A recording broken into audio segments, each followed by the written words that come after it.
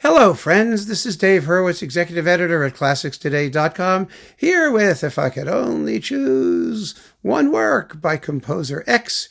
It would have to be work O-N.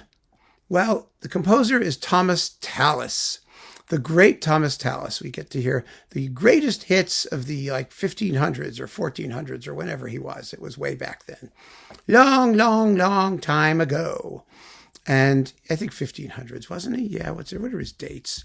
Let me not be stupid, because if I am stupid, then one of you is going to correct me instantaneously, and it's going to be really, really embarrassing for the person who corrects me.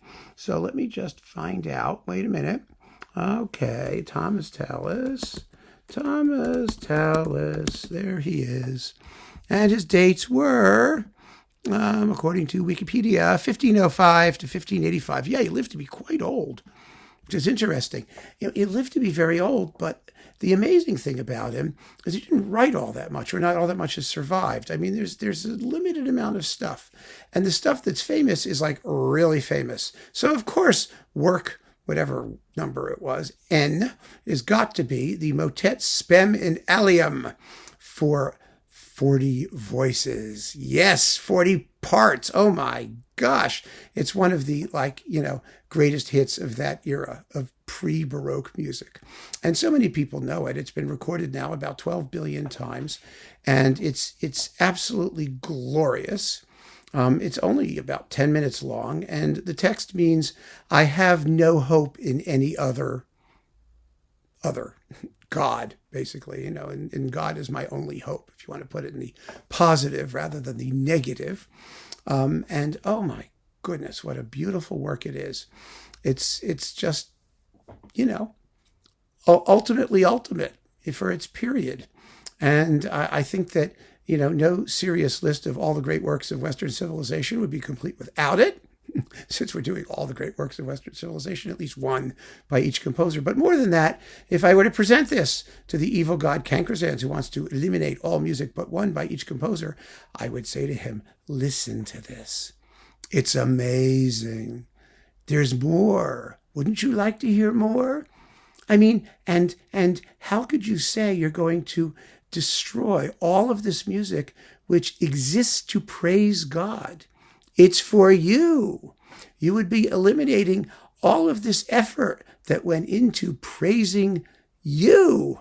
Well, not really him. I mean, God, the one that matters, not Kankersans, the one that thinks he matters but really doesn't. But we don't have to get to there. We don't have to go there, do we? We have to butter him up a little bit. And, he's got an ego. And so, yeah, it's got to be Spem in Allium. The only other real choice I think we had would be possibly the first setting of the Lamentations of Jeremiah, which is absolutely gorgeous. But then again, it's a lamentation. And I don't want a lamentation. I want something that's hopeful and grand. And one of the most wonderful things about Spem in Allium is that it goes to show just what a composer of genius could do with vocal orchestration. Because the 40 parts are divided into 8 5-part choirs. And he mixes and matches and changes the density of counterpoint and harmony and texture just using voices, creating an absolutely stunning sound. I mean, you don't pay attention to the words. I mean, you can't understand them anyway. There's too much stuff going on.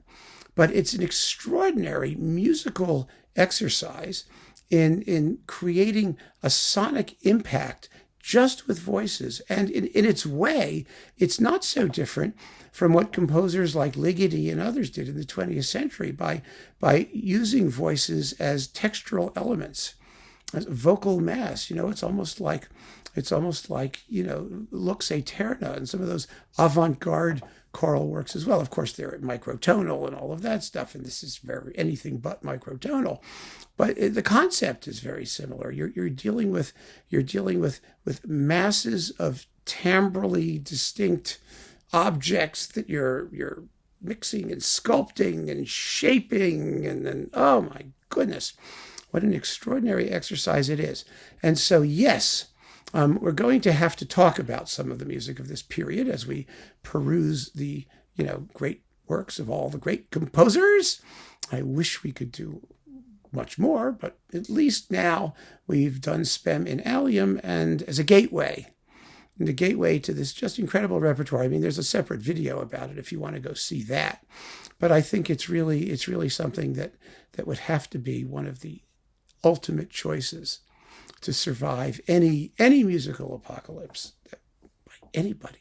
Even if a real musical apocalypse were to happen, we'd want this. It should be on that gold record that they stick on Voyager and shove on out to outer space.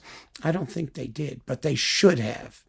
And so there's no excuse not to tell either the God Cankerzans or Alien Civilizations that Spem in Allium by Thomas Tallis is one of the astonishing works of the human mind, and there are so many others. So keep on listening, friends. Thanks for joining me. Take care.